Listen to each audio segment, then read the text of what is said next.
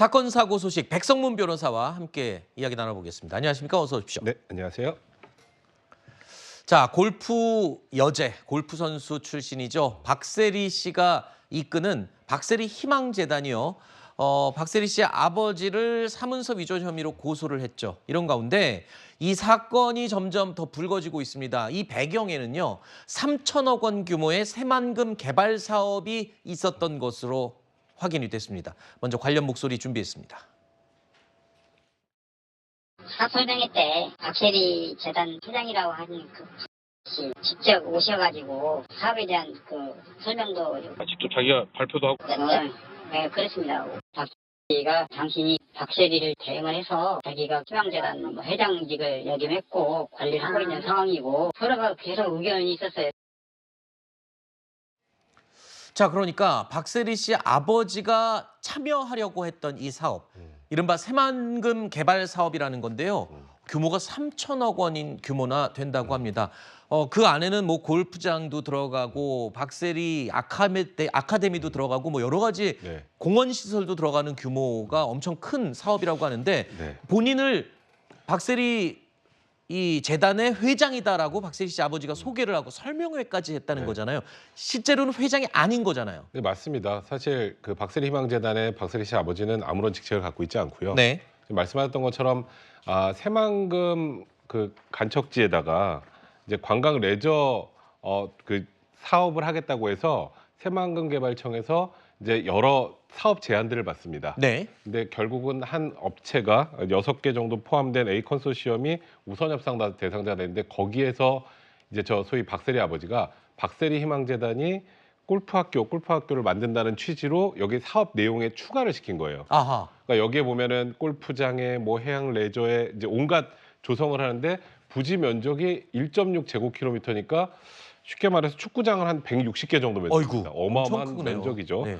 그럼 새만금 개발청 입장에서는 골프하면 박세리 국제학교 좋잖아요. 그래. 그래서 우선 협상자가 됐다고 합니다. 아, 우선 협상자가 선정이 됐군요. 네, 그래서 그 아하. 과정에서 좀 전에 말씀하셨던 것처럼 박세리 씨 아버지가 일단은 국제골프학교 관련된 것에서 내가 이 재단 실질적인 회장이다라고 소개하고 직접 사업 아하. 설명도 했고 거기다가 지금 쉽게 말한 그 사업 참여 의향서를 저 재단의 도장을 이제 소위 말해서 위조를 해서 찍어서 제출을 했기 때문에 그게 밝혀지면서 지금 네. 이 사업 자체가 전면 중단된 상황입니다.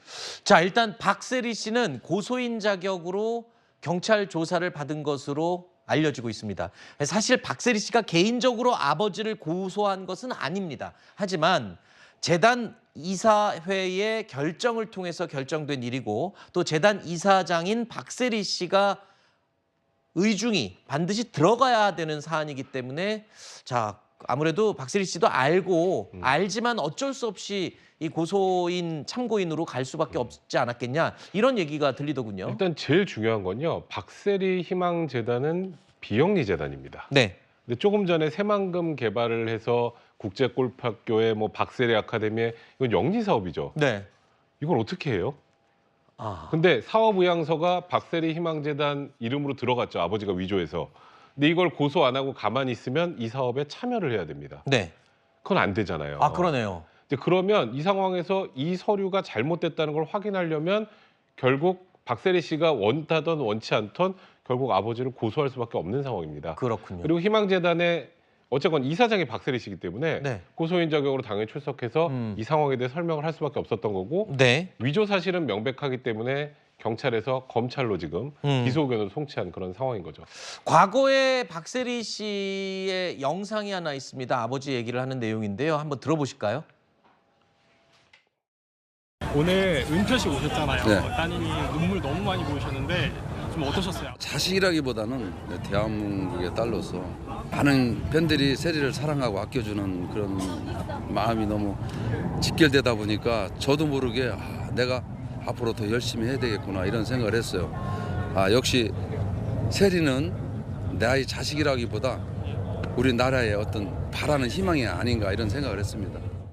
그동안 수고 많았고 고생 많이 했어.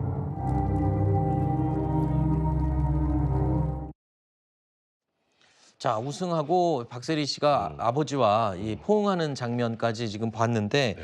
결국에는 이 사업이 지금 지장이 생기면서 이상이 발견되는 거 아닙니까? 사업은 중지됐고 네. 우선협상 대상자로 선정됐던 컨소시엄도 취소가 됐다면서요. 네, 그렇게 취소가 되고 이 사업이 취소가 되면 손해가 발생하잖아요. 네. 당연히 손해가 발생하지 않겠습니까? 네. 그래서 일단 새만금 그 개발청에서는 우선 협상 이행 보증 증권을 집행을 해서 이 3천억 사업의 2%니까 한 60억 정도를 받았어요. 네. 그러면은 예를 들어서 이 박세리 씨 아버지가 이 컨소시엄에 마치 박세리 희망재단이 참여하는 것처럼 속여가지고 이황재단을 그 우선협상 대상자로 만들겠다면 이쪽에서 또 박세리 씨 아버지에게 소송을 할 수 있는 상황 아니겠습니까? 그렇죠. 그러니까 이게 지금 법적으로도 굉장히 복잡해지네요. 여러 가지 복잡한 문제가 생길 수 있고요. 이제 여기서 이제 새만금 개발청도 좀 비판을 피하기 어려운 게 네. 아까 말씀드렸던 게 이게 2022년 6월에 우선협상 대상자로 선정이 됐습니다. 네.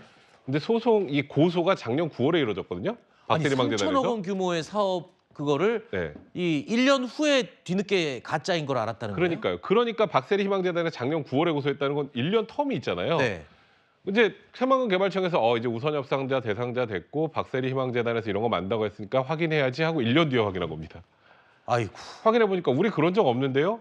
이거는 박세리 씨 아버지가 위조했는데요가 되면서 사업 자체가 무너진 거죠. 네. 근데 일단은 새만금 개발청 입장에서는 아니 그게 우선협상 대상자지 사업자로 지정된 게 아니지 않느냐. 아하. 우선협상 대상자는 임시적 지위고 언제든 취소가 될 수 있는 것이기 때문에 네. 하나하나 이제 소위 말해서 검증해 나가는 과정이었기 때문에 시간이 좀 오래 걸렸다라고 하지만 네. 3천억짜리 규모의 사업에 소위 박세리 희망재단에서 사업 참여 의사가 있는지 여부를 확인하는 게 1년이나 걸렸다는 건 그럼에도 불구하고 좀 비판의 소지가 크지 않나 싶습니다. 아니 그러면 최종적으로는 어떻게 되는 겁니까? 이거 사업은 일단 다 취소됐어요. 다 취소돼서 이제 새로 뭐 해야 되는 무언가를 거고. 해야겠죠 앞으로. 그리고 이 박세리 씨 아버지는 형사적인 책임을 질 져야 수밖에 되는 없습니다. 이거는 형사 상황이 된 책임은 거고요. 뭐 사문서 위조 사문서 행사죄는 이제 명백하게 인정이 될 거고요. 네. 여기에 뭐 금전적인 이득이나 이런 걸 취하려고 했던 거 여부는 명확하지 않아서 뭐 사기 네. 부분은 잘 모르겠고 아직은.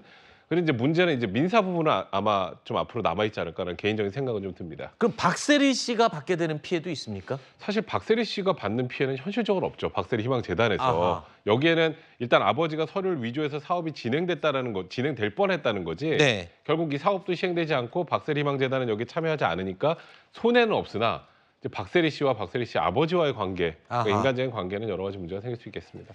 알겠습니다.